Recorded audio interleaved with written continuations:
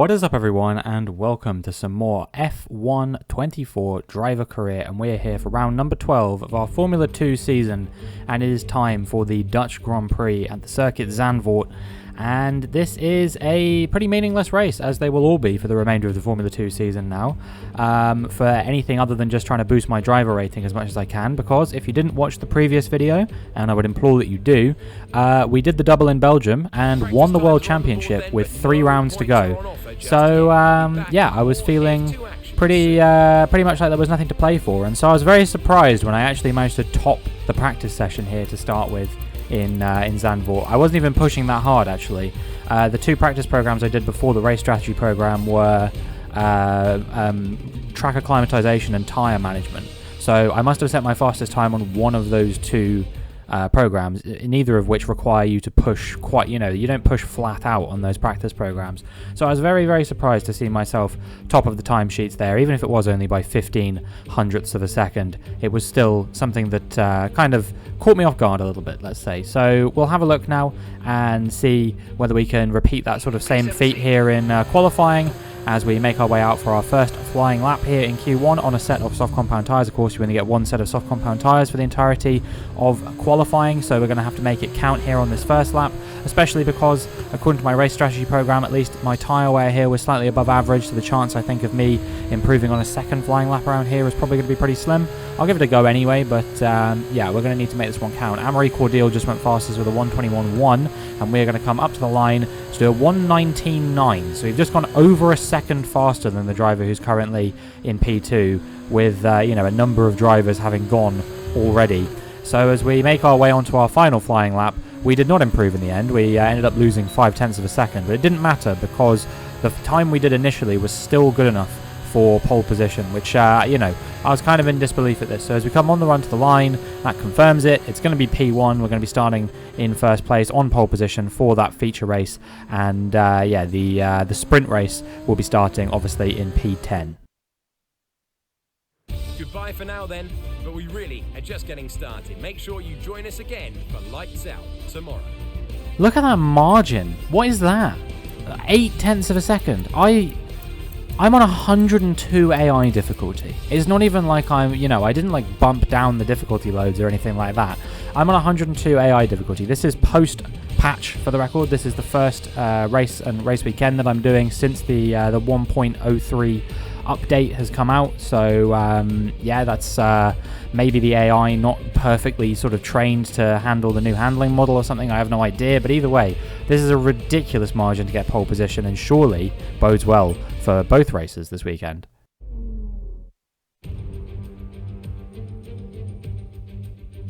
So it's all about speed in today's sprint race then. Not very many laps and no chance to get ahead on strategy. Who here today has the raw skill to take them to the top? 2.6 miles make up a lap here at a wet ZANDVOOrt circuit, where some tricky braking zones and sudden drops will push our young drivers to their absolute limit. 14 corners overall, and a 678 metre main straight will provide the best chance for overtaking.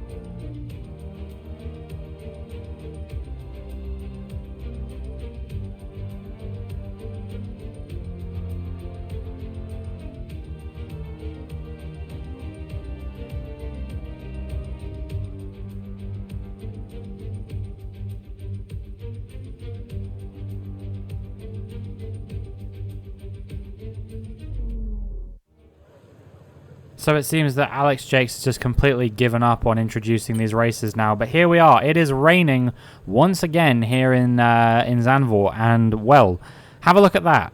They are putting me on the medium compound tyres. I didn't even bother trying to change it because I knew I wasn't going to be able to. And everybody else was going to be starting on the medium compound tyres anyway. I thought this issue was supposed to be fixed. This, like I said, this is the first race I'm doing post the latest update, which supposedly fixes a bunch of the handling and made a bunch of tweaks to the AI, made DNFs more likely, things like that. Yeah, I thought that this was one of the things that they were addressing. Maybe this is not one of the things that was addressed in the latest update or something, but this whole starting wet races on dry tyres thing, I thought that was, going to be a thing of the past here in F1 24. So this frustrated me, caught me off guard a little bit, and basically made me like, well, this race is just completely pointless anyway, because I'm going to box on lap 1 for a set of wet tyres. Nobody else is going to pit, and this should be a free win for me basically at this point. So we'll see what we can do as the lights come on. And the lights go out, and we've had a pretty good getaway here, but I mean, actually, to be fair, we haven't really got anywhere off the start. Victor Martins moves over to cover us off, and then kind of just brakes directly in front of us. Very, very frustrating there. Fortunately, we didn't get any damage off him, but we do lose not 1 but 2 positions here by the looks of things. Kush Miney on his way through. Frederick Vesti was having a look. In the end, the Danish driver can't quite make his way past us into that P11 position. But yeah, I was kind of playing around my MFD, trying to get myself into a position where I could, sort of alternate my tyre strategy, go onto the intermediate tyres. But I was sliding about all over the place. Eventually, Frederick Vesti did get past me as well, and there we go. I've asked to pit at the end of this lap for a set of wet compound tyres. Looks like Richard Verschoor is going to go for a move on us now, as we are really struggling to keep the car on the road. And I mean, look, this is all pointless. It doesn't matter that I'm losing position or what, because as soon as I go onto those wet tyres, I'm going to be fine, unless the AI are all coming in for wet tyres at the end of this lap anyway, as we get back past Richard Verschoor now. Unless they're all coming in for wet tyres as well, which I, doubt. We are going to be in a position where this is just going to be a race that we're going to be completely able to walk away with, effectively. And it's just really, really disappointing, quite frankly, because I think maybe they don't quite grasp how game-breaking a glitch like this is. People will say, it's frustrating, but it is what it is, or something like that. No, I mean, this literally ruins the whole race. The whole race is ruined off the back of a glitch like this, because the AI don't box for the wet tyres. You're about to see now, as the leaders go past the pit lane. I believe it's Owasa currently leading.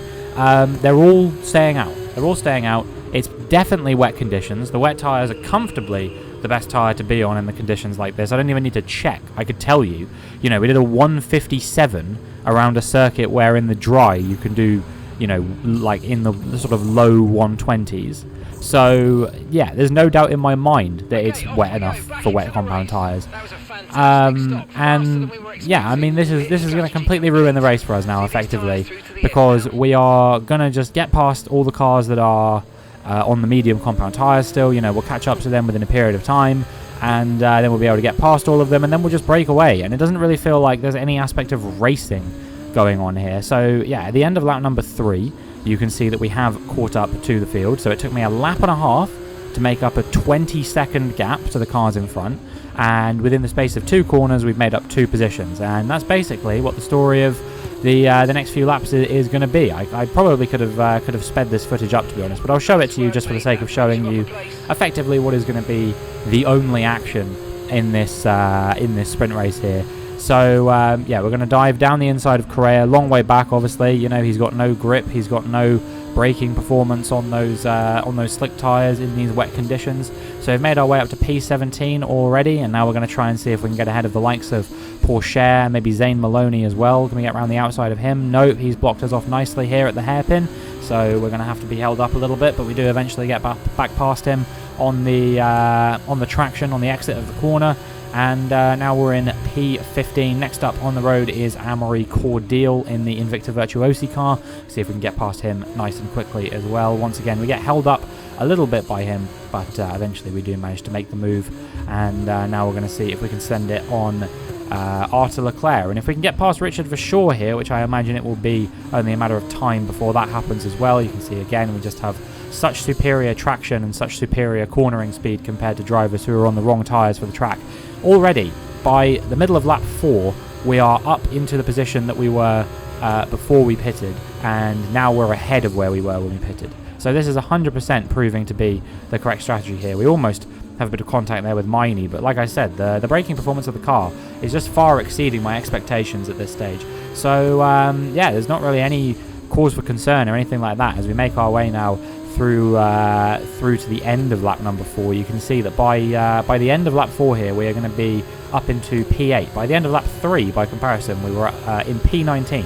So we've made up 11 positions in the space of a lap around here. It's just very, very tedious at this point as we dive down the inside of Dennis Hauger there. Yumu Awasa, I think, locked up at turn 1, and he's given away the lead to whoever that is currently running in P1 as we make our way past Deruvala as well. Now we're going to go around the outside of our teammate, Brad Benavides, who is up in the lofty heights of P5 now.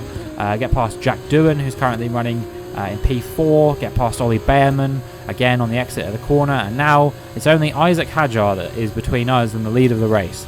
However, things actually are going to be a little bit more interesting than I thought they were going to be, because apparently the tyres are wearing out at a far faster rate than they should be for the fact that we're going to have to be on these for 14 laps here in this race. After just 3.5 laps, the rear left is on nearly 25% tyre wear. So you're probably asking yourself, okay, well, what does that mean? That means that over 7 laps, that will be 50% tyre wear. And over the space of 14 laps, that will be 100% tyre wear, which is another way of saying these tyres aren't making it to the end with the way that I'm driving right now. Yes, obviously I was stuck in traffic and all that kind of thing, but honestly, I'm wondering whether in clear air, it's going to be even more drastic than that. So from this point onwards, I'm going to have to be super, ultra conservative with these tyres if we want to make it to the end. I mentioned Brad Benavides earlier, up in the lofty heights of P5. Well, he becomes the first victim of the game, fixing the higher likelihood of mechanical faults and that kind of thing. Brad Benavides is now out of the race, and he becomes the first retirement from the race. So we failed the objective, but we actually were quite close to making it. We only had about one more corner to go, and we would have passed the objective, maybe if I hadn't been so aggressive. I basically at the time said to myself, I'll overtake Hadjar, then I'll worry about the objective, and that proved to be the wrong decision, as we've got a red flag here. This could bail me out potentially on this tyre strategy. So yeah, I wonder why this has been called. We will see. It's our first red flag in this career mode, actually, and here is why. We're looking at this man right at the back of this train, Teo Pourchaire, in the ART car. He's had a spin on the exit of the corner, and that has caused him to block off basically the entire track for all the cars that are behind him. They've all stopped on track. There's a bunch of cars bunched up together, and unsurprisingly, much like in Formula 1 23, that is going to bring out a red flag. So there we go. That is our first red flag of the series, and hopefully we'll be able to get a few more of those. You know, we had our first mechanical failure just a second ago. It seems like they have at least addressed some of the issues that have existed with the game before. We're going to be going on to a set of wet compound tyres, another set once again, and those should be able to make it to the end without any problems whatsoever. But once again, you can see as the lights come on and the lights go out, you can see that everybody else has gone onto slicks once again. What the absolute shit is this about? You know, apologies for the harsh language, but what on earth is going on? You know, the game knew to put me on the wet tyres. Why didn't it put everybody else on the wet tyres? I don't get this decision whatsoever. The only thing that I could think of, that I came to the conclusion pretty quickly just having a look at the track now, is that things are starting to dry up. They're not dry by any stretch of the imagination, but they are starting to get to a position where you could argue that, okay, it's going to be dry in a few laps' time. Maybe I'll struggle on these wet compound tyres towards the end of the race. It became very apparent to me very quickly as we move on to lap number 12. I was going to struggle for an entirely different reason, and that's that my rear left tyre is already on 33% tyre wear after 2 laps, effectively, or a little over 2 laps. We are currently wearing out the tyres at a rate of about 15% per lap or something like that. We had that objective there, you can see, to achieve that average lap time of a 1:37.3. We do pass that by quite a substantial margin, but as we make our way onto the final lap of the race, you can see that the rear left is on 67% tyre wear. Surely that is not surviving to the end of this race. We are going to have to really nurse the tyres home. But the other thing is that because, like I said, the track is drying up, the wet tyres actually at this point are not noticeably better than the soft compound tyres. Behrman, Iwasa, all of these cars behind us had actually managed to stay with us, and suddenly a race that, you know, I had pegged to be not particularly exciting has devolved into something that actually, you know, there was a bit of pressure on me towards the end of this race. Ultimately, you know, Behrman didn't go for any moves or something. The DRS was still disabled and all that kind of thing, so I didn't have to worry about actually being attacked or anything like that. But at least, you know, the race looks like it was more competitive than it actually was. It didn't look like I just took the lead on the fourth lap and never really looked back. The tyre does just about cling on to the end of the race, and we take P1. On to the next one.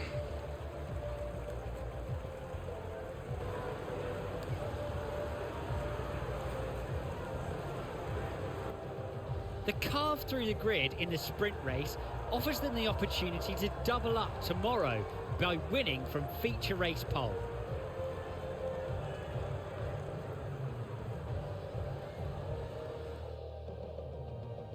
And as the adrenaline dies down after another eventful race, here come our top three out onto the podium.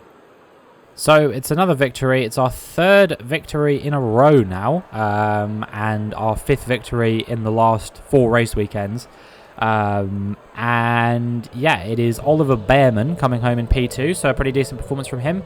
And Ayumu Iwasa finding a bit more form in this season after a tricky run of races for him. He's back on the podium here in P3 in that Dams car as well. So I'm sure that he will be pretty happy with how this race turned out. After all this drama, you'll be mad not to join us for the next race. We hope to see you then. Take care. Well, we picked up 10 points there. Oliver Bearman grabbed the fastest lap in the end by just over 1/10 of a second from us. So it wasn't the maximum gambit of points, and it will be difficult now for us to bag. Well, it's impossible, I should say, for us to bag the maximum amount of points you could score in a weekend. Not that it obviously matters. At some point from that race, apparently Juan Manuel Correa DNF'd. I didn't even notice. So I don't know when that happened. I don't think we actually got like a notification or anything like that. I literally was completely unaware of him DNFing from that race. But yeah, we have an opportunity to do our third double in 4 weekends now. We did the double in Silverstone thanks to some very strong driving. We did the double in Belgium thanks to some very good strategy. And now we have the potential to do the double here in Zandvoort as well. We're going to be leading from feature race pole position, and well, I want to talk to you about something, and that is that I am feeling slightly aggrieved right now.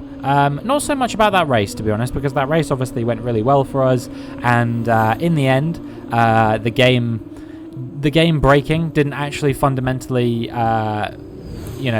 cause the race to be as crap as I thought it was going to be. The red flag actually created a bit of excitement towards the end. Yes, it was not necessarily fulfilled the potential for the excitement because I was just able to keep Bearman behind, control the gap.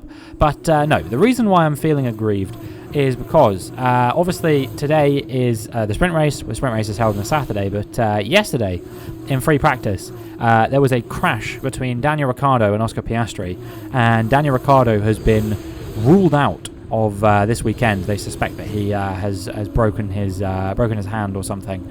So they obviously were looking for a replacement driver. It was still early days in the race weekend, and you would look at that and you'd go, okay, well there is a driver currently in Formula 2 who has just wrapped up the championship with 3 races to go.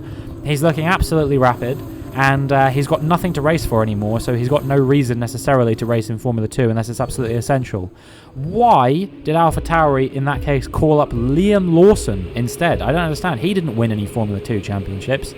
I just can't help but feel like, with the momentum that I've been showing versus Liam Lawson, who, has kind of had to, ply his trade in other categories for the fact that he can't race in Formula 2 anymore. You would imagine that surely this seems like the better driver to pick up. Yes, I know, obviously, I'm still a rookie or whatever, but it just annoyed me a little bit. Welcome along to Zandvoort for another fascinating Formula 2 race today. 4 lefts and 10 rights make up the 14 corners of the narrow and demanding Zandvoort circuit, with plenty of peaks and valleys over the course of the 2.6-mile lap, which will demand absolute concentration from our drivers here today.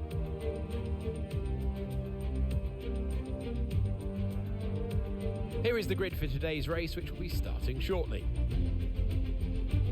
Robinson lines up on pole position, with Victor Martins alongside.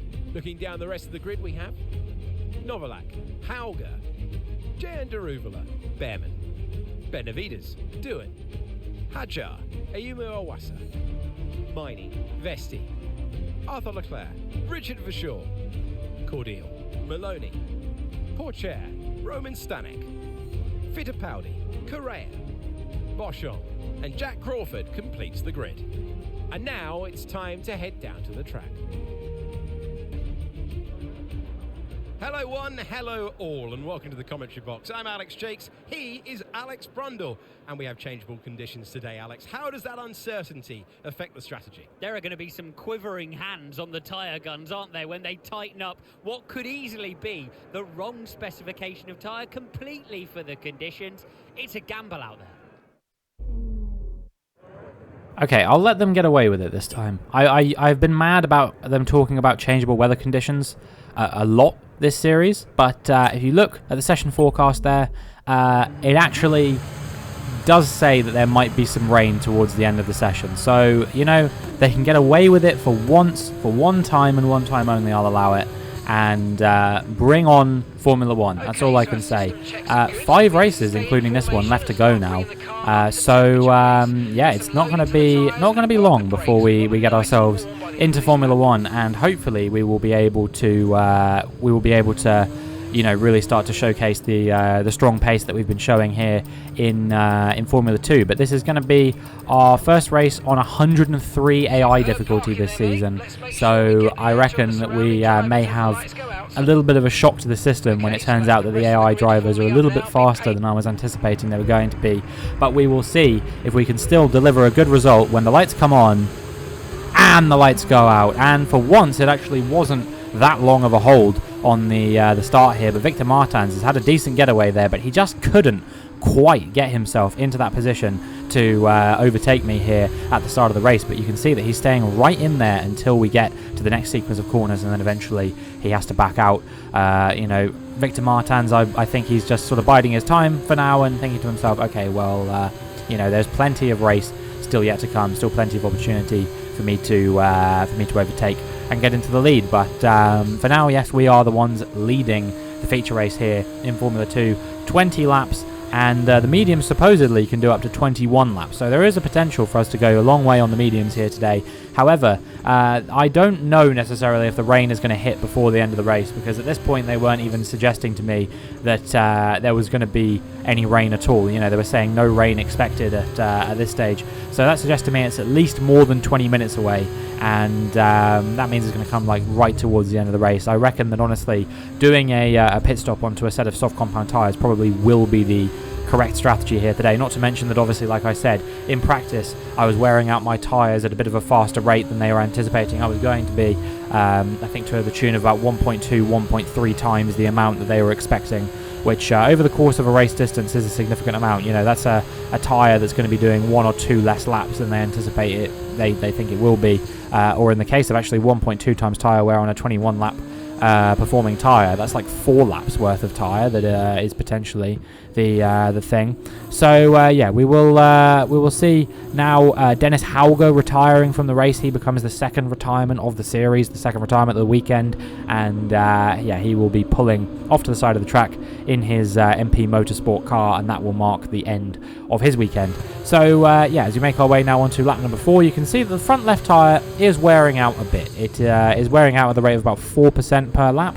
If we're on these tyres for 12 laps, it's going to be about 50% worn by the end of the stint. So I think that there is a good chance that we should be all right here. It's not quite as drastic as that tyre in the wet race is going to be, but we are coming under a bit of pressure from Victor Martins. You know, we did just withstand a tiny bit of pressure from him just then, and now he's going to have the DRS on the run down into turn 1 once again as we make our way onto lap number 5. And is he going to be close enough to go for a move here? Victor Martins is looking up the inside, but I don't think he was quite close enough to commit to this one on this occasion. But this is now, I think, going to emerge into a bit of a story here, as Victor Martins is a bit closer here on the run down into turn 1 on lap number 6, and you can see that us with the outside line, I think we're just going to be able to hold this off around the outside of the French driver, and we hold on once again to P1. But Victor Martins now, as we come on the run down to turn 1 on lap number 7, is going to go for it once again, and this is just going to be a back and forth between myself and Victor Martins over the course of these next few laps. You would imagine I do manage to hold on to the position once again, and yeah, they set us an objective to achieve an average lap time of 1:24.8. Our best lap time at this stage is a 1:22.4, so I have a good feeling about this one. We will see what we can do as we make our way onto lap number 8. Is Victor Martins close enough to go for a move? on this lap? Well, he's certainly looking for it up the inside once again. Here comes Victor Martins, but once again, he's not quite close enough to fully commit to the move. What about now as we come on the run down to the first corner on lap number 9? Will Victor Martins be close enough to go for it on this occasion? He was a bit closer than he was on the previous lap. Is it close enough? It's never close enough. You can't overtake people around Zandvoort. That's what I'm learning here today. Victor Martins should have had this position made by this stage. We eventually do pass the objective as we get on to lap number 10. On this occasion, it is Victor Martins not actually going for the move here, and now we're not too far away from the pit stop phase. So if we can hold on to this position for just one more lap here, we should be okay. But Victor Martins is going to try and take it off us. This is one of the closest attempts that I think he made over the course of this stint, but it still wasn't close enough from Victor Martins. And now we're going to come into the pit lane to get onto that set of soft compound tyres until either the end of the race or until the rain comes, depending on how far away it is. I think at this stage they were saying the rain was still about 15 minutes out or something like that, so I was pretty optimistic that we were probably going to be able to make it to the end of the race without any rain, as long as there isn't a red flag once again. Obviously at this stage, if there was a red flag, that would basically completely destroy my race, because this was actually the strategy that the game set out for me. I didn't alter my strategy any. They just said to me you should box on lap 12 for a set of soft compound tyres, and it turned out to be pulling off an undercut. So I guess maybe the game and the team and the strategy is adapting to the kind of strategy that I like to do with the undercut, because it kind of just told me to do it anyway, even though I didn't necessarily change anything. It was a good job that I didn't do what I planned on doing, which was boxing a lap earlier and going for the undercut, because then I would have been boxing 2 laps earlier than everyone else, and who knows whether these softs would have been able to do 9 laps at the end of the race. We do eventually pass this objective that they have set for us to achieve a lap time of 1:22.3 as the cars come into the pit lane, including the likes of Martins and Behrman and all the cars who were sort of up there in the fight with us before the pit stop. And yeah, you can see that we are now 4 seconds ahead of Victor Martins. So the undercut has worked an absolute treat for us there. Jack Doohan's made his way up into P3 as well, and that was pretty much that. They didn't catch up to me at all. I was a bit worried that the tyres were going to wear out, and they just didn't. The rain didn't come. You can see that they were about 5 minutes away from getting the rain, so like I estimated, if we had a red flag, it probably would have made the rain come. But yeah, we just are going to cruise to the end of the race now with no real issues. As long as we don't make any more mistakes, everything should be absolutely fine. And this is going to be our 3rd double victory in 4 race weekends. And I mean, obviously there was that Hungary race where I scored no points as well, so it's just a very weird one. A bit of an outlier there, all things considered. And no matter what the difficulty is, we will rise to the challenge. We've got another victory here in Zandvoort. It's our 4th victory in a row, and I am very, very happy with that one. We are continuing to show the Formula 1 teams why they should be signing us for next season, and at the rate we're going, we could potentially attract some of the big boys. A great win then for PHM by Charouz today. 4 wins in a row, and they're really obliterating the field at this stage of the season. That's impressive dominance.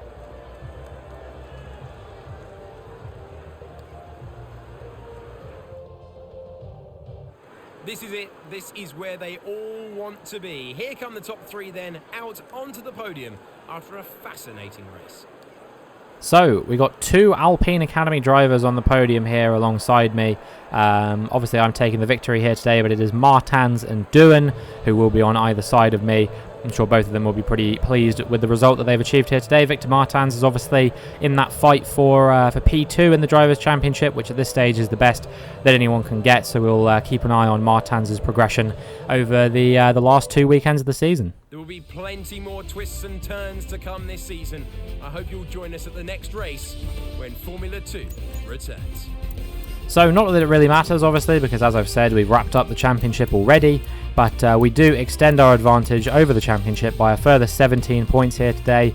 Brad Benavides ended up trailing quite a lot. He fell all the way from P7 to P15, so no points this weekend for my teammate. But I think with the amount of points that we're dominating the field by at this stage, I think that there's a good chance we'll win the Constructors anyway. You can see here's the gap, 139 points back to Victor Martins, but then, you know, there's only, 24 points between him and Iwasa in 5th, so I reckon him for sure, Miney, Iwasa, could still very easily get that P2 in the driver's standings with a few weekends to go. 97 points is the gap to the nearest constructor in the Constructors Championship. I don't actually know what the highest number of points that a team can score in a weekend. I'm trying to work it out in my head, and 65 seems to be the number that I'm getting to. So as long as we don't get outscored by 32 points next race weekend, which I believe will be Monza, we should wrap up the Teams Championship with a race to go as well. And this has been arguably one of the most dominant seasons of Formula 2. Now, I'd like to take a step out of character for a second, because I know that probably a few people will be watching this and going, wow, this cannot possibly be fun for you because you are just absolutely dominating and winning everything at the moment. And I say it is fun for me because I'm absolutely subverting my expectations of what I thought I was going to be capable of doing. You know, I have the AI set to 103 AI difficulty. Even in past career modes, when I've done Formula 2, you know, back when I used to play the game before I was really doing YouTube and anything like that, I never would have dreamed of playing it on a difficulty this high, and we are winning races. So this is something that is just continuing to surprise me, race after race after race, and that's the fun for me, is me consistently sort of proving myself to be far, you know, better at this than I thought I was going to be. Obviously, the Hungary race was a bit of an outlier, although I think I've identified that is not necessarily a thing where I was like, you know, I was saying to myself, is it a setup thing? Is it a I'm just bad at Hungary thing? I have discovered it's a Hungary thing. The track is really not good on this year's game on the handling model that they've got, for one reason or another. I don't know why, but I raced there in F1 World yesterday, as I'm recording this at least, and I had an absolutely horrendous time around there. It's just tyre overheating central, absolutely no pace, even against F1 World cars, which is meant to be notoriously easy. I was still, you know, struggling to get myself into the top 10 in those races.